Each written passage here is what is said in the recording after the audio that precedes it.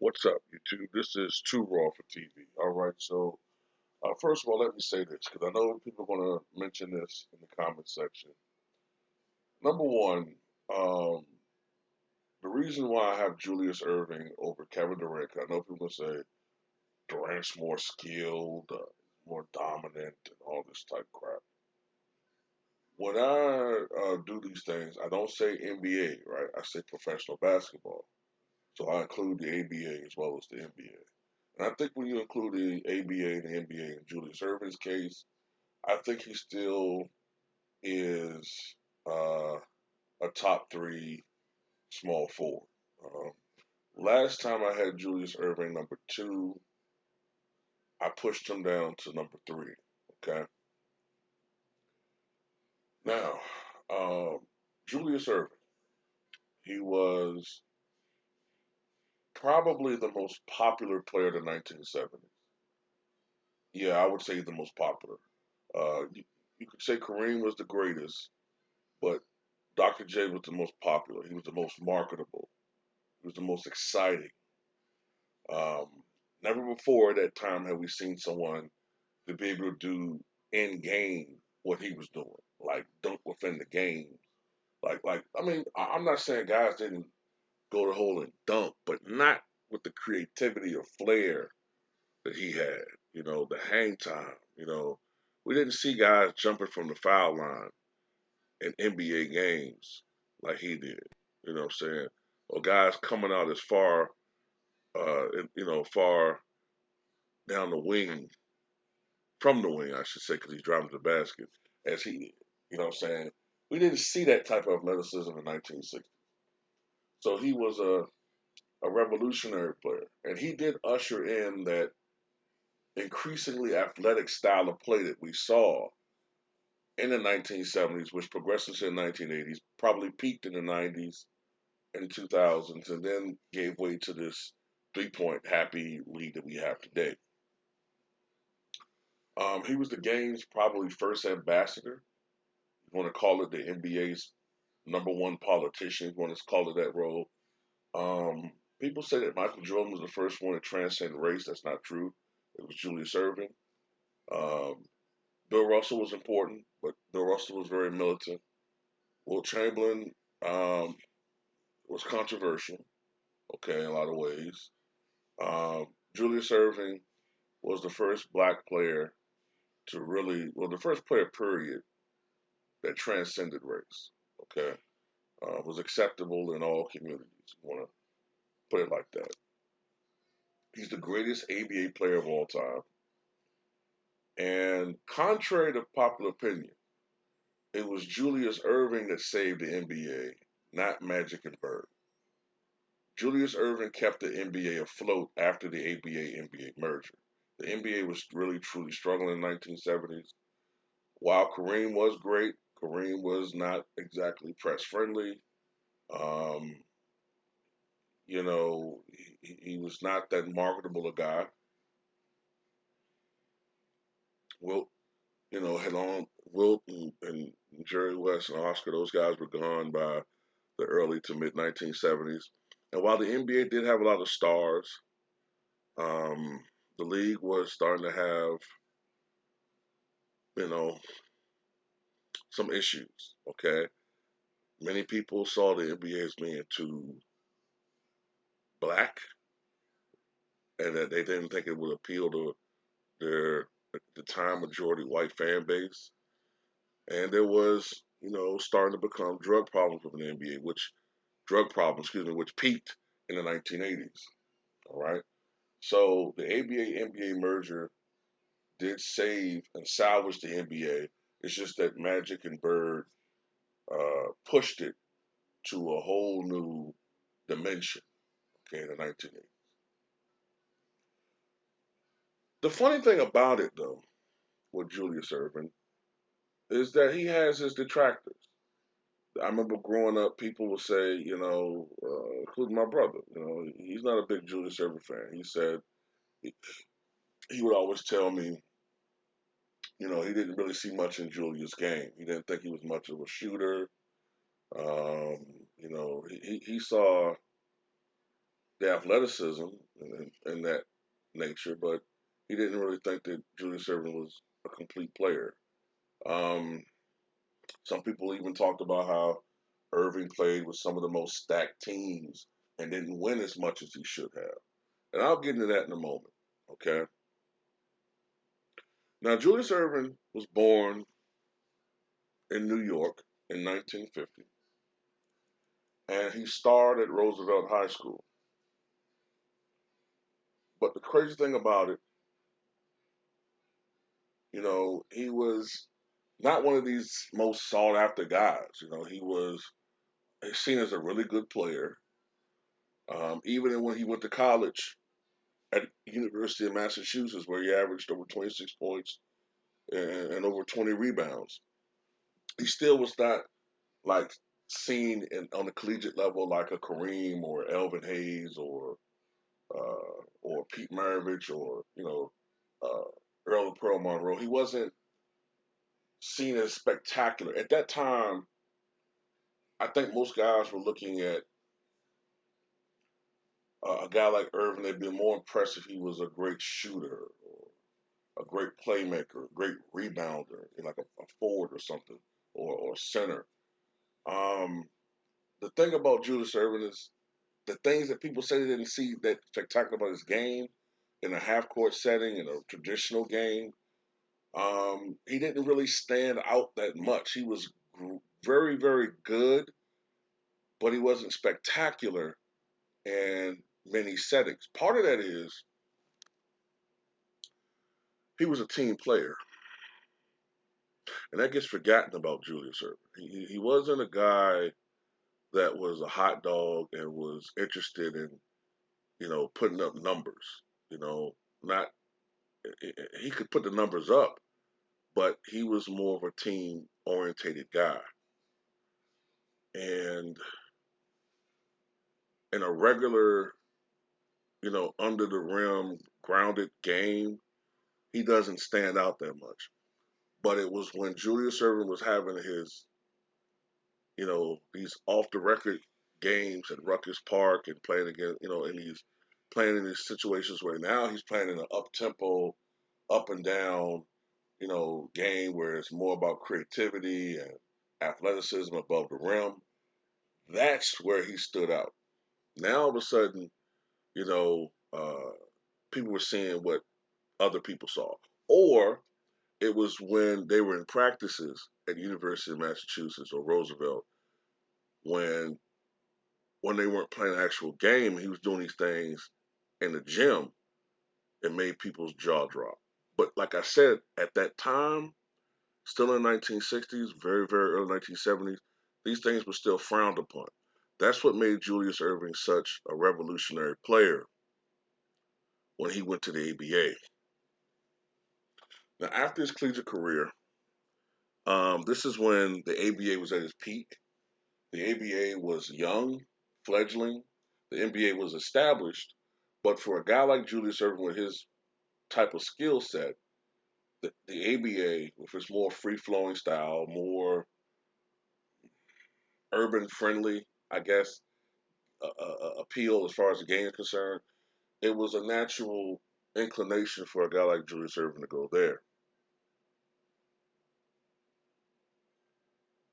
So Julius Erving decided to go to the ABA, and he at first played with the Virginia Squires.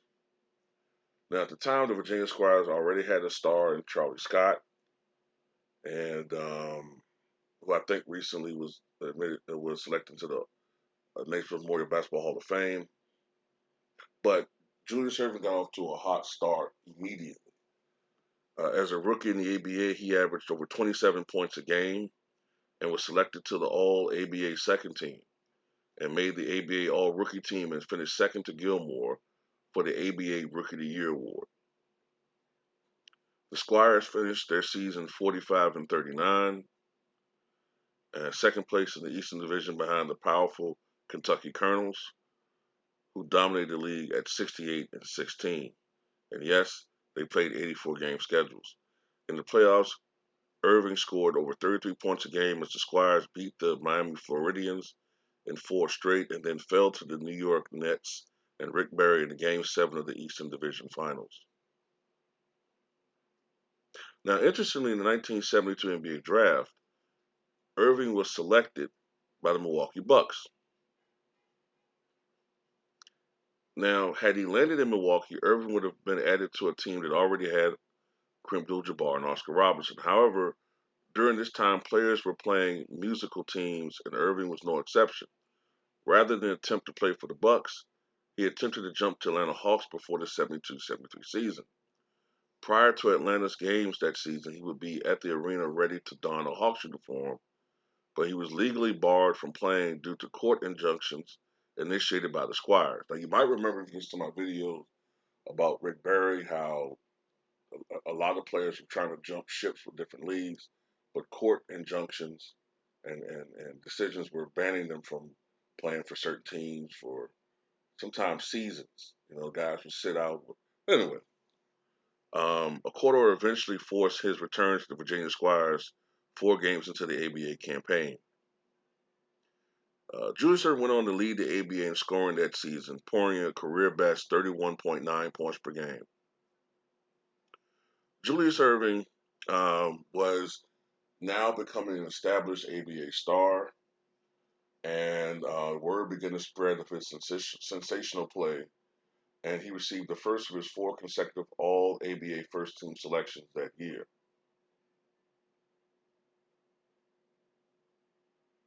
It was becoming well known at the time that Julius Erving was, I guess, if you want to use a comparison, to Michael Jordan of the ABA. As great as he was in the NBA, his best years were in the ABA.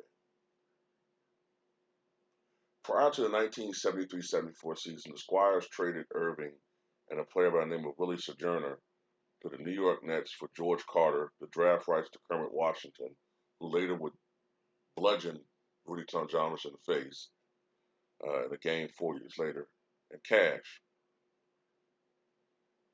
Erving led the Nets to a 55-29 regular season record and the 1974 ABA title. At that time, the Nets roster also included talented youngsters Larry Keenan. That's what I was trying to think of when I was talking about George Gervin in my last video about players that he played with. Larry Keenan and Mike Mitchell, the other one. I couldn't think of their damn names, man. Yeah, but George Gervin had to played with guys like Mike Mitchell, who would get you, 20 points a game, and Larry Keenan would get you 22, 23 points a game. So it wasn't just George Gervin on those Spurs team. And that's why I was saying why he didn't just, he shot the ball usually between 18, 19 times a night, sometimes 20. Um, After claiming the Eastern Division by 2 games, New York beat Virginia in 5 games and then swept Kentucky to reach the ABA Finals. Once there, the Nets dropped the Stars in 5 games for the crown. Erving repeated as league scoring champ with an average of 27.4 points per game. At this time, his all-around game began to emerge as well. He ranked 6th in the league in assists and 3rd in both steals and block shots.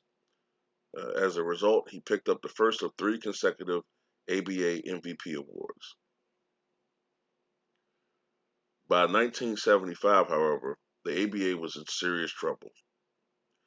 And there was rumors that the league was soon going to fold. Out of desperation, the ABA came up with one of the great innovations of all time, which was the slam dunk contest. And during that slam dunk championship, Julius Erving outperformed Artis Gilmore, Larry Keenan, George Gervin, and the iconic David Thompson for the title with the iconic slam dunk from the free throw line. In the finals that year in the ABA, the Nets met the Denver Nuggets, and Erving led New York to its 2nd title in 3 seasons. In the postseason, Erving averaged almost 35 points a game and was named the playoffs MVP. For the 3rd time in 4 years, he claimed the scoring championship averaging 29.3 points per game, and he was named the playoffs MVP. And he was also honored with his 3rd consecutive league MVP in his 5 ABA seasons. Erving won 2 championships, 3 MVPs, and 3 scoring titles. Yeah, so he was a remarkable player in that aspect. Now, after 1976, the league folded. The NBA and the ABA merged. Now, there were four teams that joined the NBA that were part of the ABA. And I think most of us know those teams. That was the Denver Nuggets, the Indiana Pacers, the San Antonio Spurs, and the then New York Nets. But because the New York Knicks were already in New York, they relocated to New Jersey, where they were for many, many decades until several years ago they moved to Brooklyn.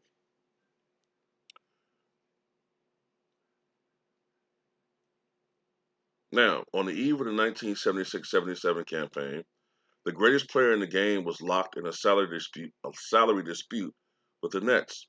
When it couldn't be resolved, the New York Nets at the time sold him for $3 million to the Philadelphia 76ers only 24 hours before the start of the season.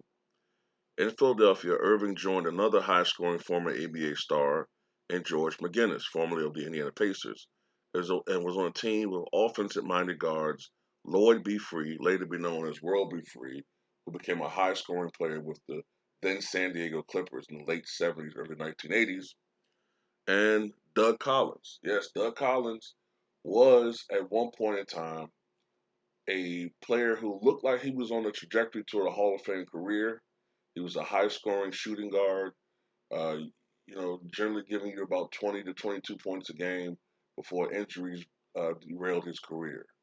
Um, yeah, look up Doug Collins on YouTube and you'll see what I'm talking about. He was a really good player, you know what I'm saying, um, before he became a coach with the Chicago Bulls and later on with other franchises. In his first season in the NBA, the Sixers went to the NBA Finals and they faced the Portland Trailblazers. Now, this is where I sometimes bring up George McGinnis, excuse me, not George McGinnis, Billy Cunningham's coaching. The Sixers were the better team by far. I mean, talent wise. Look, Bill Walton, tremendous, Hall of Famer.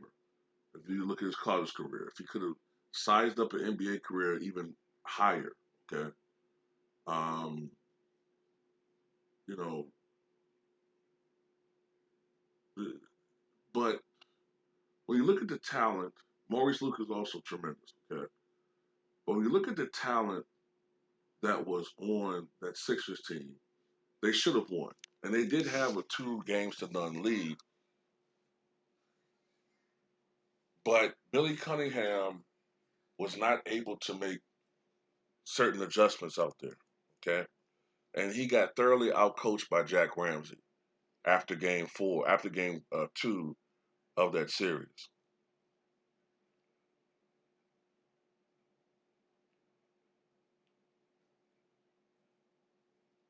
And afterward, what began to happen is the Sixers began to build a team that was more defensive orientated, I guess. You had guys like Maurice Cheeks come aboard because before they were just an explosive offensive team.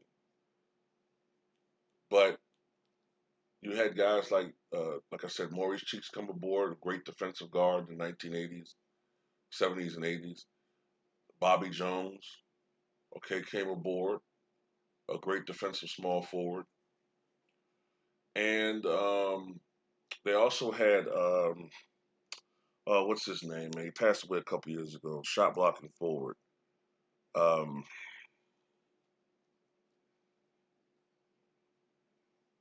I'm getting real rusty with some of these guys' names, man.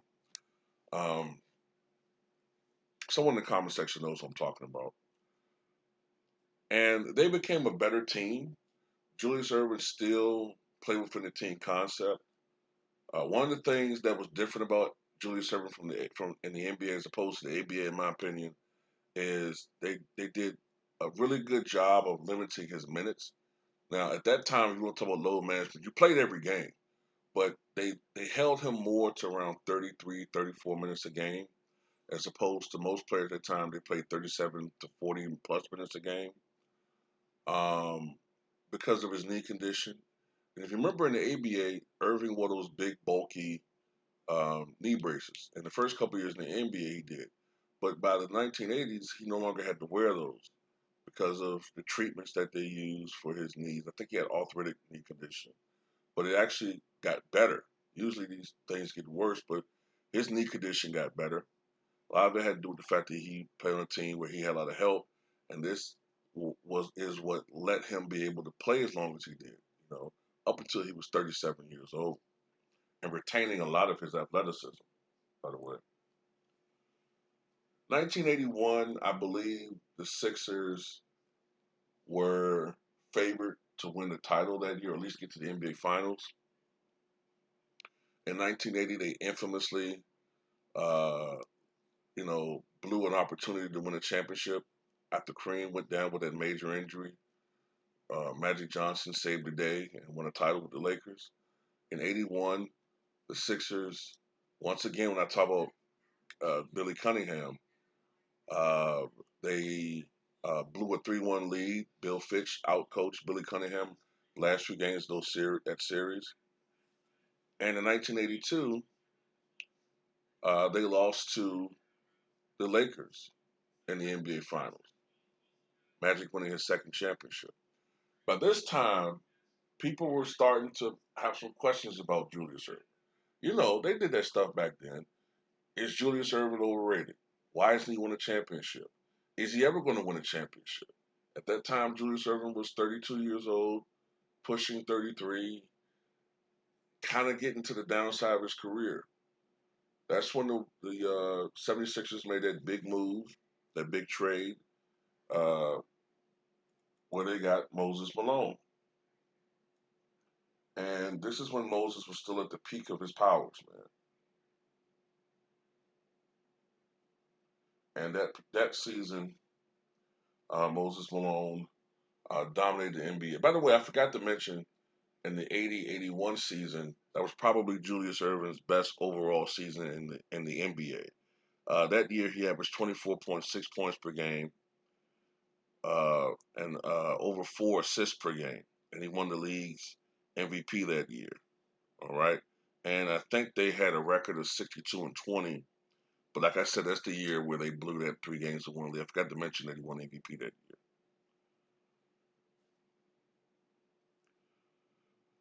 The year they acquired Moses Malone, they ran through the NBA with an overwhelming record of 65-17 during the regular season.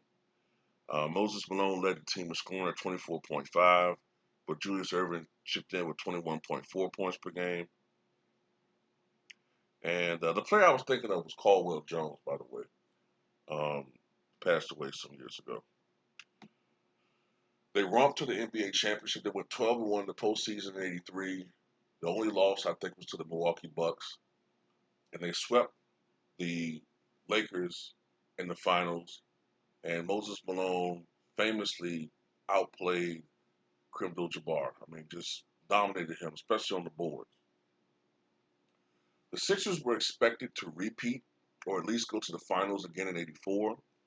But age and injury played a factor in them underachieving that year. I think they went 56-26 in '83-'84, and they infamously lost in the first round to Julius Erving's former team, the then New Jersey Nets.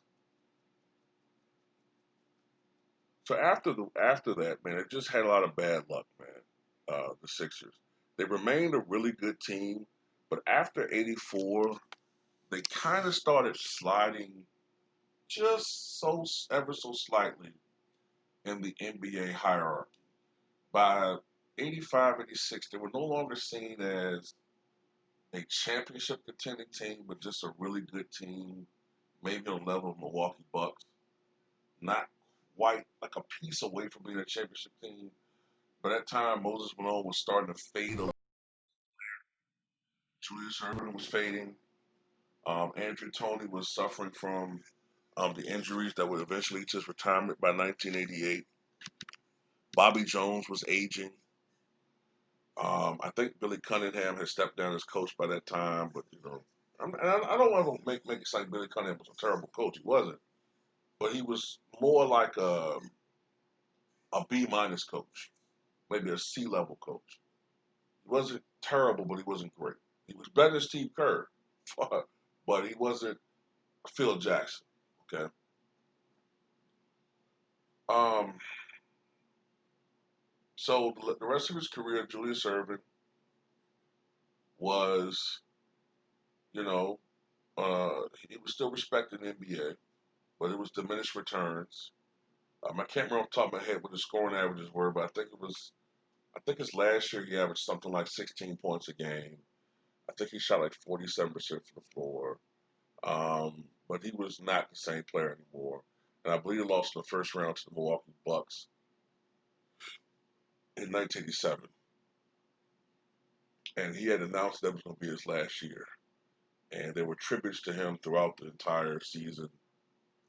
And his contributions to the NBA, helping to, being one of the guys that helped establish the NBA, was respected. And after that, Julius Erving retired from the league, from the NBA. Okay. So when you look at Julius Erving's total career, when you combine the ABA and NBA, he scored 30,026 points. Okay. Um, which is more than most players. Only Kareem Abdul-Jabbar, Karl Malone, LeBron James, Kobe Bryant, I believe Michael Jordan, uh, Dirk Nowitzki, and Wilt Chamberlain, I believe, are the only players that have more points than Julius Erving. So, of course, he won the NBA championship in 1983. He was a two-time ABA champion, so that makes him a three-time champion. All right, he was he was a two-time ABA playoffs MVP. He was the league MVP, NBA MVP in 1981. He was a three-time MVP in the ABA. So that means altogether in professional basketball, he was a four-time MVP. He was an 11-time NBA All-Star, and I believe he was a five-time ABA All-Star. So altogether, he was a 16-time All-Star. He was the NBA All-Star Game MVP in 1977 and 1983. He was a five-time All-NBA First Teamer, two-time All-NBA Second Teamer. He was a four-time All-NBA First Team. So that means altogether he was nine-time All First Team. He was on the All ABA Second Team in 1972. He was on the All ABA Defensive First Team in 1976. He was on the ABA All Rookie First Team in 1972. He was a three-time ABA Scoring Champion. He was, of course, the ABA Slam Dunk Champion in 1976. He won the J. Walter Kennedy Citizenship Award in 1983. As number 32, retired by the Brooklyn Nets. Now, this is something I always want to say too. If it's number 32 retired by the Brooklyn Nets, right, then why don't they recognize Julius Erving's scoring record? Because if you look at their scoring record, they have uh, a Deron Williams 57-point game as the franchise record. When in reality, the franchise record going back to the ABA is a 63-point game that Julius Erving had. I think it was a triple overtime game where he had 63 points. That really is the franchise record. I did a video about that some years ago too. Of course, he was on the NBA's 35th anniversary team, the 50th anniversary all-time team, and it's number 32 retired by the University of Massachusetts Minutemen, and he's on the ABA all-time team. Number 6, of course, is retired by the Philadelphia 76ers.